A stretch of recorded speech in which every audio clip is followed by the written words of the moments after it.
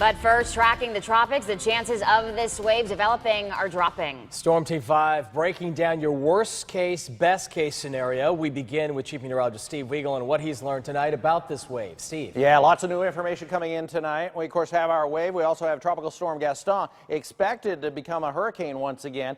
But all eyes on this tropical wave that is very disorganized. There's a low or mid-level center which is just spinning up now on the eastern tip of Cuba, just to the north of that. But all of the storms are to the south, except for a couple. So it's very, very disorganized, and it is not expected to intensify much in the next 2 to 3 days. In fact, that's some of the new information. There's that swirl before the sunset earlier tonight, right there. Just a little touch of a cloud swirl, but no showers, no rain, no thunderstorms near it, and that's really what it needs to strengthen. Here are the computer model tracks. They have also shifted south this evening, all into the Florida Straits or even Cuba, and then into the Gulf of Mexico after that. And remember, even a couple of days ago, we had all these tracks over South Florida, but because this has stayed weak for the last few days, it has a tendency to track more west into the Gulf rather than become more of a threat to South Florida. Now, a couple of things in its favor as we get into Saturday and early Sunday, and that is there's a small window here where it still could develop into a depression.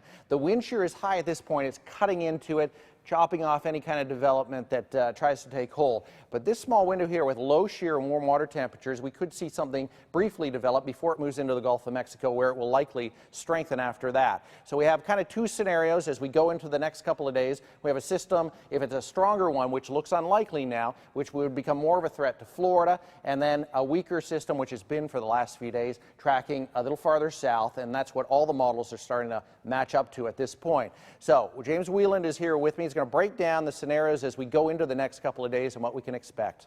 Thanks, Steve. Yeah, we're starting to trend more towards the best case scenario here. Things are getting a little bit clearer, but let's still go through it for you just in case. Now, the best case scenario, we're still going to see some weather from it. It's a tropical wave, it's broad, and we're going to see some rain picking up possibly 1 to 2 inches, and the wind probably 15 to 20 miles an hour steady out there with seas building about 3 to 5 feet. Now, if this thing, on the slim chance now that it does spark up into a tropical storm, rain will be much higher. If it gets closer to us, 5 to 6 inches.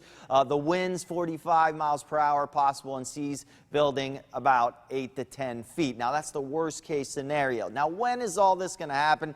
The peak of everything is going to be Sunday morning. That's when the worst of the weather is going to come. It's going to be real squally, and by squally, I mean you get those rain bands that move through. They dump a lot of rain and a lot of wind out there, and then it goes away, and then you see that kind of periodically throughout the day, and that's what we're going to see Saturday night, peaking Sunday, and then tapering off Sunday afternoon.